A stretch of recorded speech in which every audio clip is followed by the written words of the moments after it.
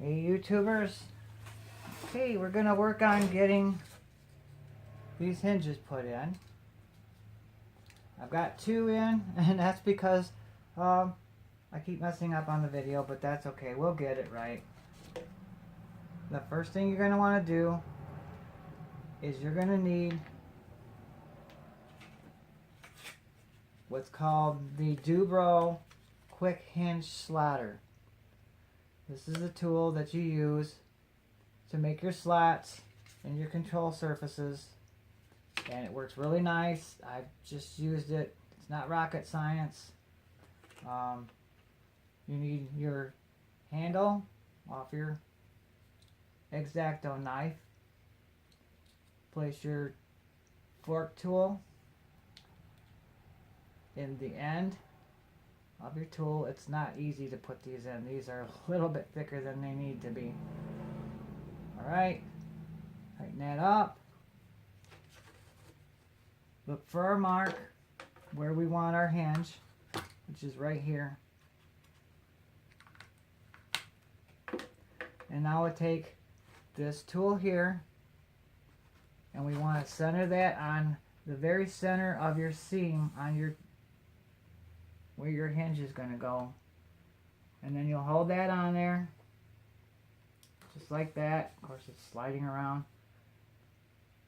I don't have a vise. A vise might work better for this. I don't know if it would or not.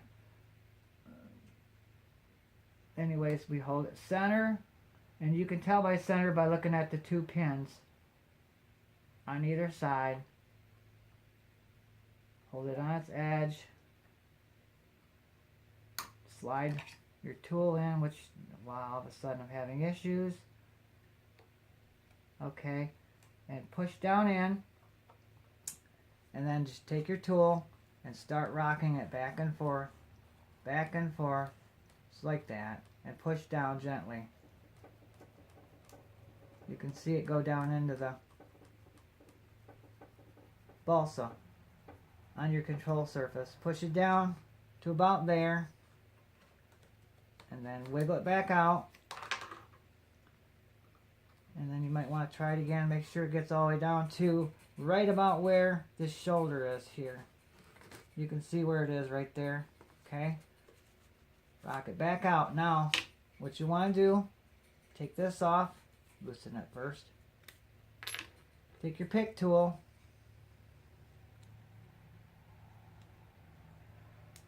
I've already had these in twice. It's a little bit of a tight fit, but they will go in. After you've had it in a couple times, it slides in easier. Tighten that down. Take your pick tool. Take your hole. And go in here and pick. And what you're doing is you're dragging out any material. And when you push down into that balsa, you want to make room to get your hinge in there. And as you can see, I'm already lifting some out. The lighting's not that good in here. It's not a sunny day out. Normally we have a lot more light in here, but not today. And the only thing you want to do is make sure that you're getting all the material out of center where that forked spot was. See that? That's what you want. You want to get that out of there. Clean that out real well. Grab your hinge. Take your hinge and make sure your hinge lines up to not quite all the way in. You want that so that your hinge is right along this edge here, but you don't want it tight up against, because otherwise it's not. Because see how nice and straight that is now? That's what you want. You can leave it like that, like I have these here, and don't do anything else with it. Okay, we're going to put one more hinge in. I'm not going to go through this one again. This is how they all go.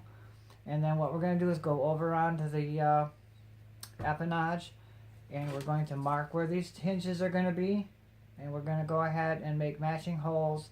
This will line up, and then we'll glue in the hinges. We'll worry about that then.